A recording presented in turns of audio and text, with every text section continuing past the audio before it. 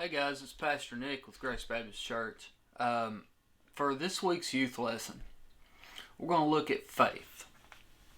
Now, a lot of us know that faith is what we do to get saved. We have faith that God is real and that He died on the cross and saved us. But is that all? Do we secure our spot in heaven just by having faith and accepting Christ? Or is there a little bit more to it? Well, let's take a look. James, it's one of the books toward the end. In chapter 2 and in verse 14, it writes, "What good is it, my brothers and sisters, if someone claims to have faith but does not have works," meaning they don't do anything about the faith. "Can such a faith save them?" If one of our brothers and sisters is without clothes and food, and we just walk by and say, "Have a good day, hope you stay warm, and get your belly full," and just walk on, what good does that do them? In the same way, if faith doesn't have works, it is dead. So let's think about this. Okay? Is there anything we can do that will secure our spot in heaven? If we do a bunch of good deeds and just be a good person, is that all it takes? No. That will not get you into heaven. That will not save your soul. Just being a good person will not do it. Okay, so that won't work. So, what if we just walk up the aisle in church or just pray the prayer and ask God to save us? Will that do it? Well, no. It won't.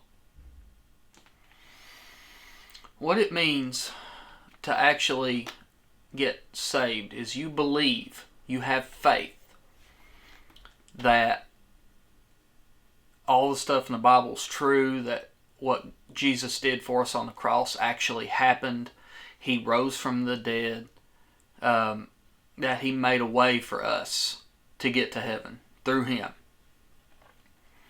We have faith that that happens. Let's say we do that and we do nothing else.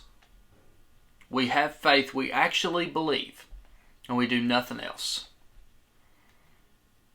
Well, James says that faith is not real, that we didn't believe it, and we never got saved. A famous theologian, meaning a famous Bible study guy, long ago, he wrote, "It is faith by itself that justifies us and allows us to get saved. But true faith is never by itself.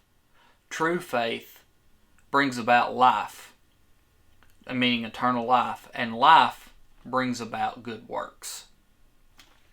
Meaning, if you truly believed and you truly have faith and you believe this is real, it will never be by itself. That being said, let me show you what it looks like to have a dead faith. The Good Samaritan. And if you don't know what I'm talking about, look it up. It's in Luke. There was a man that had been beaten on the side of the road. He was left for dead. Robbers jumped him, beat the snot out of him, and left him laying on the sidewalk, so to speak. Well, a pastor walks by. And the pastor looks at him and does nothing, just keeps walking. So a deacon walks by, looks at him, actually walks around him, and doesn't want to get his hands dirty, and does nothing. But a guy who's just a normal blue-collar worker, a Christian, he goes to church, he's really saved. He looks at this man, beaten, dying, picks him up, loads him on his donkey, takes him to the doctor, and pays his doctor bills. It was a fellow Christian who needed help. He stopped and helped. So, in this scenario, who has actual faith? I would tell you that pastor and deacon were not Christians. They had faith. They would defend to me and say, no, I'm a Christian. Who are you to tell me I'm not? Well, I'm not the one telling you you're not. The Bible's the one telling you you're not. It says clearly, faith without works is dead. You didn't care enough about this man who was beaten to help him. You walked by and left him for dead. You did not have saving faith. You did not believe that God is who He says He is. Because if you did, you would not be able to walk past that guy. The blue-collar, regular Joe, who was a Christian, he had the saving faith. He walks the walk and he can talk the talk.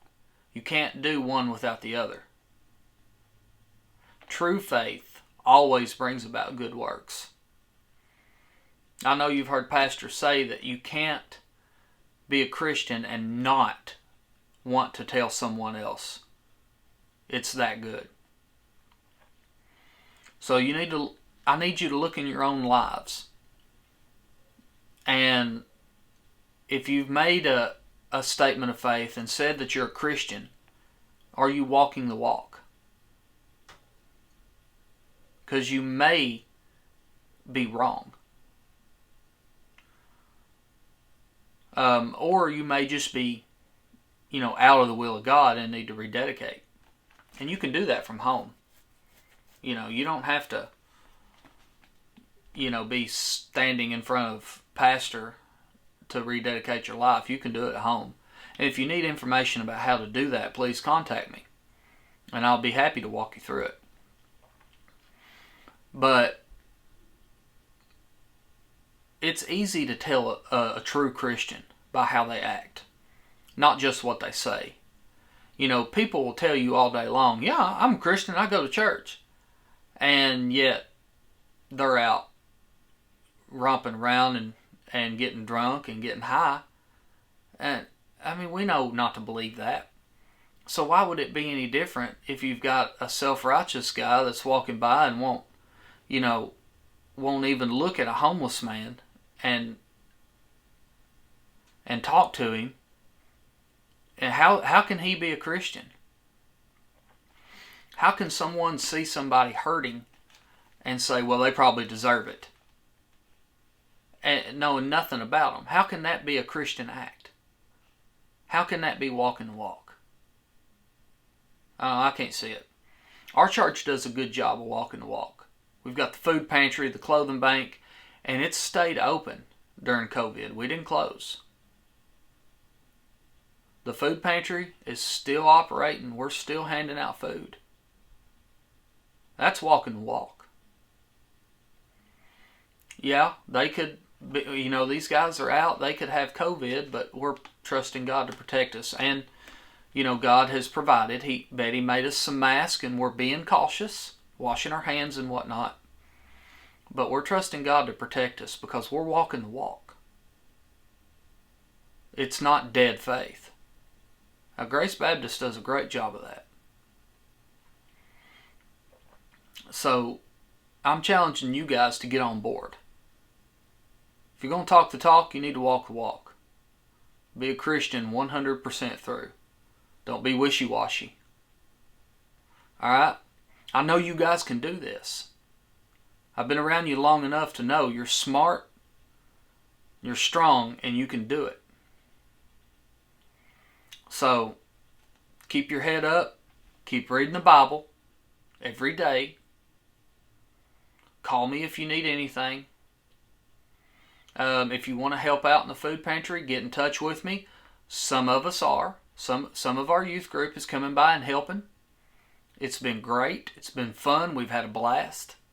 Might get you out of the house for an hour or two. Okay? And it's essential work, so it's legal. But me and Pastor can always use a little help somewhere. So, thanks for watching, guys. And we'll continue this next week. We've got more to cover. So, keep in touch with me. All right.